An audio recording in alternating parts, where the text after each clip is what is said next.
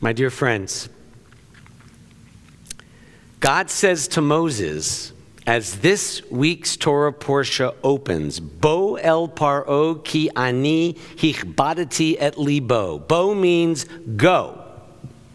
Go to Pharaoh, for I have hichbadati et libo, usually translated, hardened his heart.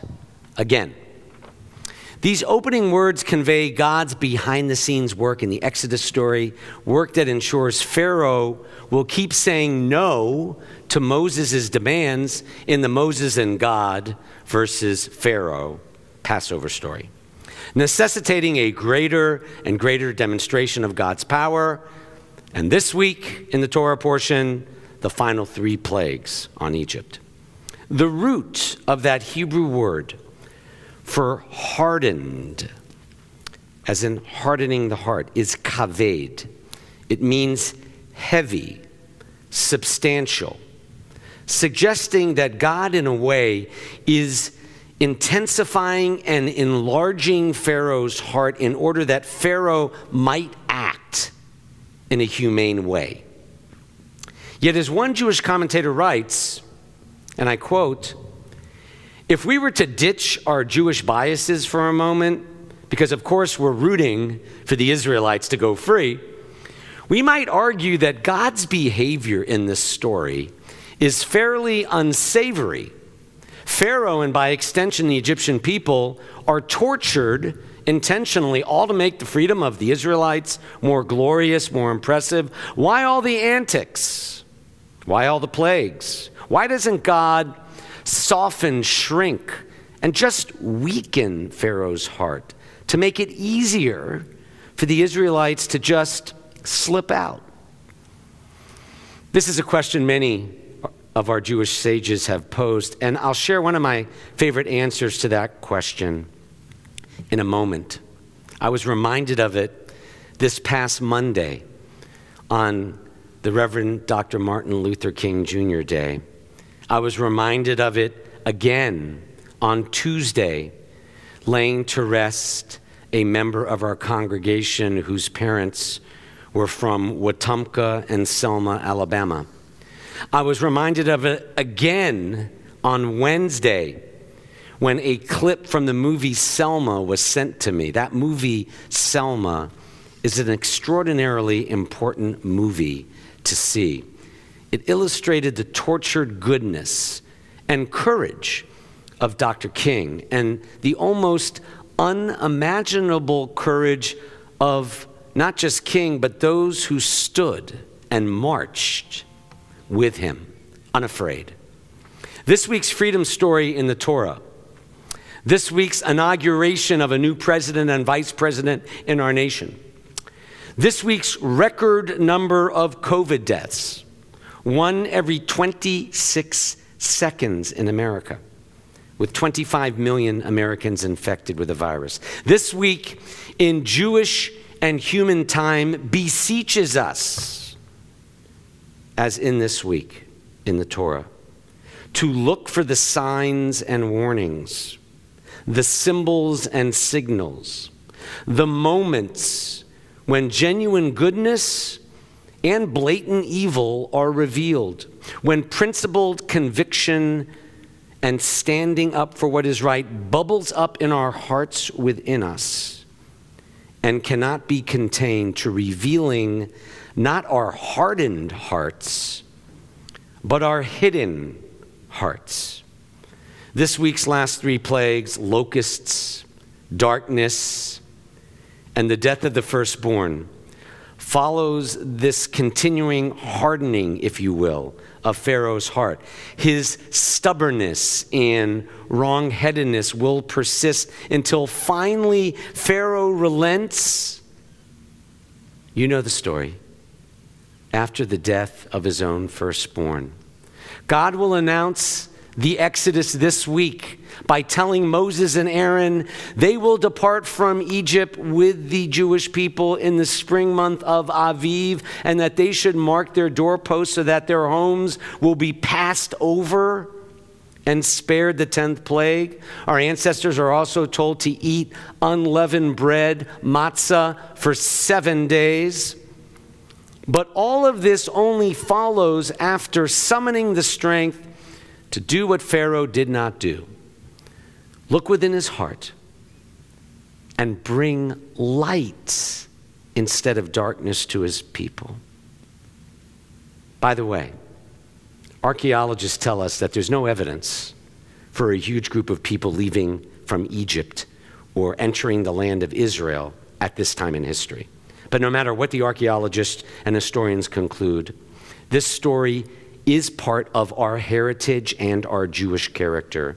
It's foundational. This journey from slavery and tyranny to freedom and emancipation, politically and spiritually, didn't just happen once in history or once upon a time. It happened again in the life of our nation this week. It happens within each of us. It happens all the time. The Reverend, who spent the last hour of Dr. King's life with Martin at the Lorraine Motel, and who influenced my life and the life of my family greatly, was the Reverend Dr. Samuel Billy Kyles, who died 4 years ago, April. Reverend Kyles, who founded Monumental Baptist Church in 1959, was on the balcony outside room 306 at the Lorraine. He drove the local push to raise the abysmal compensation and helpless working conditions Memphis sanitation workers were facing. Starting in the 1990s until his death, Reverend Kyles and I would speak to youth audiences around Memphis about the message of King, the message of the Jewish people, which still resonates in our city, the power of one person to make a lasting difference. I would always speak first because nobody could follow Reverend Kyles' message.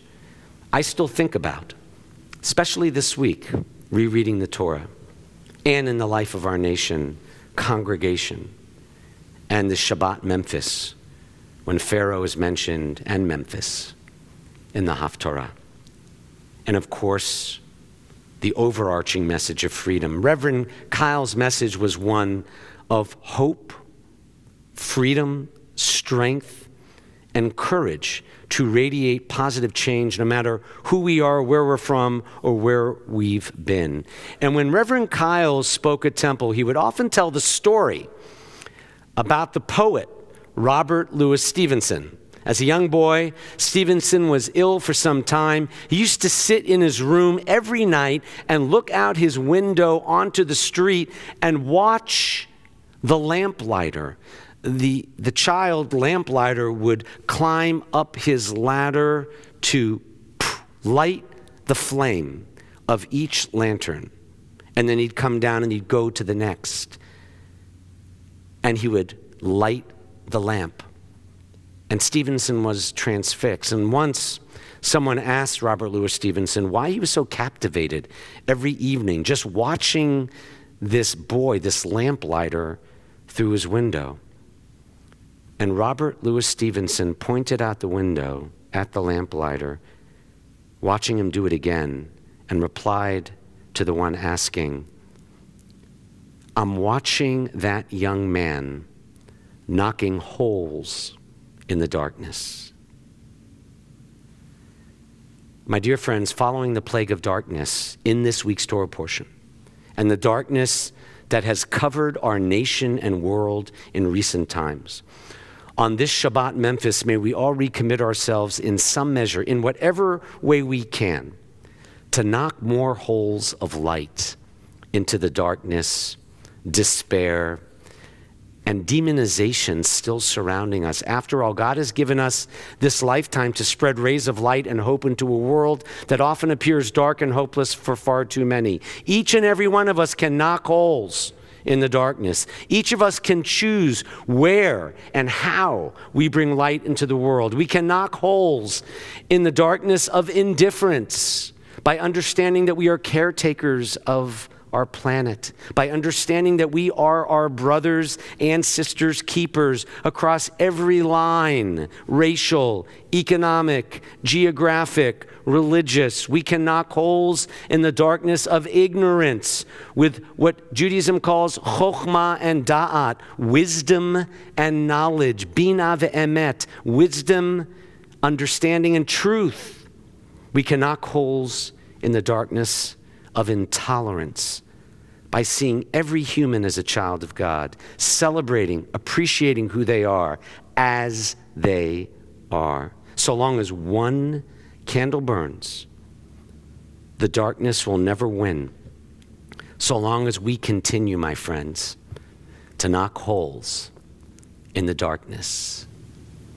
Ken Yehi Ratzon, so may it be. Amen.